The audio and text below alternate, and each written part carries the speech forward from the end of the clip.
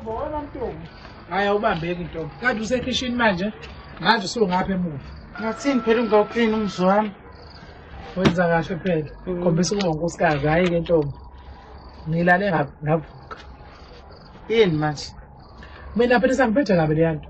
Uyambona uThami? Hayi Ntombi. Kodwa intombazane sengimfunele yona, sengimcabangele yona.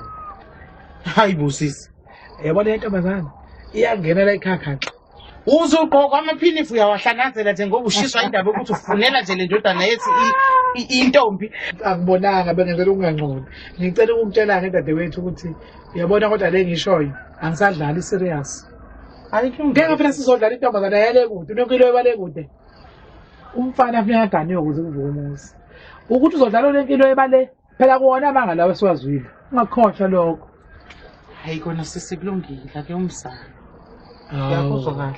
Washintsha wena pho? Hayi ngiyakuzwa qhubeka ufuna intombi leyo. Hayi uyifuna ngempela futhi. Hayi funa. Uyifuna dadewethu. Funa mama. Ya, nazo-ke. Lungile zokubamba ngani. Usisi.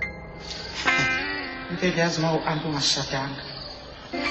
Awuyiqondisi lezi.